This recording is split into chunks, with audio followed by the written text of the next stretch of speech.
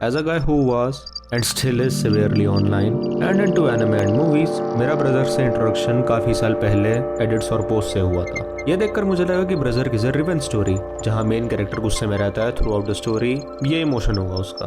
दो चार एक्सट्रीम चीज़ें मुझे पता लगी जो इस स्टोरी में होती हैं, उससे मुझे लगा कि ये स्टोरी शॉक वैल्यू की वजह से फेमस है, और मेरे इन कंक्लूजन्स की वजह से मेरा ब्रदर में कभी इंटरेस्ट नहीं आया। मैंने ब्रदर की तरफ देखा भी नहीं, इवन दो मैं दूसरे सारे पॉपुलर सेनेन मांगा पढ़ रहा था एंड आई लव्ड देम, भले उनकी डार्क थीम्स हों। फिर केंतारो मिउरा के देहांत के बाद इंटरनेट पर एक बड़ी वेव में ब्रदर की लोग बात करने लगे कि हाउ इन्फ्लुएंशियल और life changing the story is. मैंने सोचा कि एक स्टोरी जो शॉक वैल्यू की वजह से फेमस हो रखी है, जिसका मेन कैरेक्टर का ये इमोशन ही है थ्रू आउट द स्टोरी, वो इन्फ्लुएंशियल कैसे है। और finally I decided to read it. मुझे पता लगा कि wow, I was so wrong. I was not even judging a book by its cover, I was judging a book by wrong covers. I am glad I was wrong, क्योंकि Guts बहुत ज़्यादा well thought out, well written, layered character है, जिसको मैंगा का एक panel की photo या एक एडिट नहीं दिखा सकती। गट्स काफ़ी सारी अलग अलग चीज़ें दिखाता है, वो चेंज होता रहता है and it's so beautiful to see, क्योंकि गट्स के कैरेक्टर के जो बड़े चेंजेस हैं वो feels very very earned. Guts का character eventually power of friendship वाले ट्रोप को भी दिखाता है, और ये चीज़ बहुत ज़्यादा ब्यूटीफुल लगती है स्टोरी में। आओ इसकी बात करते हैं।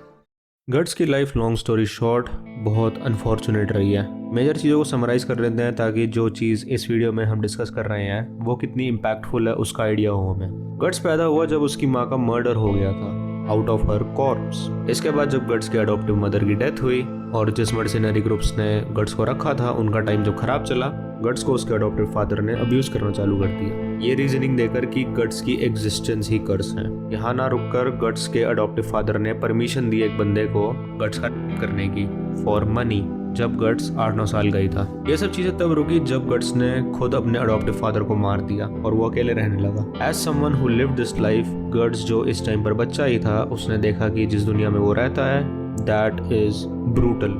अगर तुम वीक हो, तुम्हारे साथ कुछ भी हो सकता है, उसमें तुम्हारी वांट्स, सेफ्टी कुछ मैटर नहीं करती। और उसने ये समझा कि फैमिली, फ्रेंड्स, ग्रुप्स, टीम्स, ये सब कुछ नहीं होता। लोग तभी साथ में काम करते हैं जब उन सब की सेल्फिश डिजायर का एक कॉमन गोल होता है। जैसे एक मर्सिनरी ग्रुप्स में लोग काम करते हैं टू विन अ फाइट, ताकि उस वजह से लोग अपनी सेल्फिश डिजायर्स को पूरा कर पाएं। गट्स कभी भी कहीं भी रिलैक्स नहीं हो सकता, किसी पर ट्रस्ट नहीं कर सकता। इफ ही डिड दैट, वो दोबारा हर्ट होगा। तो गट्स ने जब आगे अपने सर्वाइवल के लिए लोगों के साथ काम करा, ही नेवर ट्रस्टेड एनीवन। उसने कभी भी रिलैक्स नहीं करा। गट्स को इतना ही पसंद नहीं था कि कोई उसे किसी भी तरह से टच करे। He was very hurt but also very very lonely. लेकिन भले ये लोनलीनेस वाली फीलिंग गट्स को खा रही हो, यहीं पर he felt secure. It's like तुम एक ज़ॉम्बी अपोकलिप्स इमेजिन करो, लेकिन तुम घर में अकेले अंदर हो। कुछ टाइम बाद हमें लोनलीनेस फील होगी, हाँ, but we will have to be fine with it, क्योंकि इसी लोनलीनेस में we are the most secure. Guts ने अपनी ट्रॉमेटिक लाइफ के बाद अपने अराउंड वॉल्स बना ली, जिसमें वो किसी को भी आने की परमिशन नहीं देता था, ना वो खुद कभी उन वॉल्स को क्रॉस करने की सोचता था। That's how he felt secure. Now imagine अब गट्स के सामने एक बंदा आए जो गट्स की ये वॉल्स, गट्स को जो भी चीज़ सिक्योर फील कराती थी, उसको थ्रेटन करे। How will guts feel? जिस घर में तुम हो ज़ॉम्बी वाले टाइम, उस घर को कोई तोड़ने की ट्राई करे, how will you feel? Angry, insecure, anxious, scared, most likely इन सबका कॉम्बिनेशन, राइट? ये गट्स ने फील करा जब वो ग्रिफिथ से मिला। ग्रिफिथ ने जब गट्स को बैंड ऑफ द हॉक्स में आने के लिए बोला, तो द वर्ड्स ही used were this: now you belong to me. Even if ये वर्ड्स अगर ट्रांजिशन में चेंज हो गए हैं, तब भी imagine anything similar to these words कितना थ्रेटनिंग होगा फॉर समवन लाइक गट्स। ये वर्ड्स इम्प्लाई कर रहे हैं कि गट्स ग्रिफिथ की अथॉरिटी के अंदर काम करेगा। और क्या हुआ था लास्ट टाइम जब गट्स ने किसी और को अपने ऊपर अथॉरिटी दी थी? He was hurt. इसलिए इस टाइम गट्स के लिए ग्रिफिथ एक बहुत ज़्यादा बड़ा डेंजर था। As we expect, Guts was raged by this. उसने डिसाइड करा कि वो ग्रिफिथ को हराकर प्रूव कर देगा कि he is strong and capable of saving himself, उसी तरह से जैसे उसने आज तक करा है, बाय यूजिंग हिज ब्लेड। लेकिन इस बार he couldn't save himself, he lost, और as decided he belongs to Griffith now. और अब वो बैंड ऑफ द हॉक्स उसका पार्ट था। लेकिन गट्स सॉ कि दिस ग्रुप वाज डिफरेंट। इस ग्रुप के लोग भी ग्रुप में अपनी डिजायर्स और ड्रीम्स को पूरा करने के लिए थे, लेकिन the people here really cared for each other. इनके ड्रीम्स एक दूसरे के ड्रीम्स से इंटरट्वाइंड थे, ग्रिफिथ के ड्रीम से इंटरट्वाइंड थे। यहाँ लोग अपने ग्रुप को सिर्फ as a means to an end की तरह ट्रीट नहीं करते थे जैसा अभी तक गट्स का एक्सपीरियंस था। This group was a family. लोग एक दूसरे के लिए खुद को सैक्रिफाइस करने के लिए रेडी थे, एक दूसरे के साथ खुश थे। पीपल वर थैंकफुल कि वो बैंड ऑफ द हॉक्स का पार्ट थे। जब गट्स इस ग्रुप का पार्ट बना, जैसा वो सोच रहा था वैसा कुछ नहीं हुआ। लोगों ने इसको भी एज अ फैमिली ट्रीट करा, गट्स की केयर करी, उसके साथ कनेक्शन बनाने की ट्राई करी, उसको एज अ ह्यूमन देखा इंस्टेड ऑफ सिर्फ एक सोल्जर जिसकी वैल्यू उसकी परफॉर्मेंस से आती है। और यहाँ the two ladies that will watch this video and gentleman, हमें दिखता है एनिमे का सबसे ज्यादा यूज करा हुआ ट्रोप, power of friendship in a very beautiful way.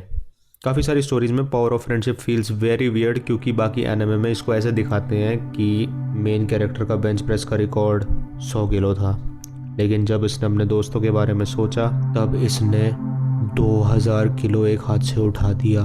Berserk में it's much more realistic I guess. तो ब्रजर की पावर ऑफ फ्रेंडशिप समझने के लिए खुद को वापस उस ज़ॉम्बी वाले घर में इमेजिन करो, लेकिन इस बार इमेजिन करो कि तुम अकेले नहीं हो। जितने भी लोग तुम्हारी केयर करते हैं, जितने लोगों पर तुम ट्रस्ट करते हो, वो अब तुम्हारे साथ है उस घर में। अब इमेजिन करके बताओ कि तुम कितना ज़्यादा सिक्योर फील करोगे with your loved ones compare to जब तुम उस घर में अकेले थे। एक स्ट्रेसफुल, लाइफ थ्रेटनिंग, एंग्जाइटी वाली सिचुएशन में भी कितना ज़्यादा रिलीफ होगा इस वजह से, कितना ज़्यादा सिक्योर फील करेंगे हम, और कितनी ज़्यादा हमें भी मोटिवेशन मिलेगी to not just to survive in this situation but live as well as possible. और जब तुम सिक्योर फील करोगे तुम आराम से सो भी पाओगे, जिससे तुम्हारी एनर्जी और स्ट्रेंथ की प्रॉपर रिकवरी होगी और तुम और स्ट्रांग फील करोगे। तुम्हारा कुछ करते हुए कॉन्फिडेंस भी बहुत ज़्यादा बढ़ जाएगा क्योंकि तुम्हें पता है कि अगर कुछ गड़बड़ हुई तो बाकी लोग हैं तुम्हारे साथ तुम्हें संभालने के लिए। ये गट्स ने बैंड ऑफ द हॉक्स के साथ फील करा। पावर ऑफ फ्रेंडशिप ने गट्स को स्ट्रॉन्ग इस तरह से नहीं बनाया कि गट्स को कोई एक्स्ट्रा पावर मिल गई। बैंड ऑफ द हॉक्स की पावर ऑफ फ्रेंडशिप ने गट्स को सिक्योरिटी दी, जिस वजह से गट्स फाइनली रिलैक्स कर पाया, सिक्योर फील कर पाया और उसको मोटिवेशन मिली to live not just to survive.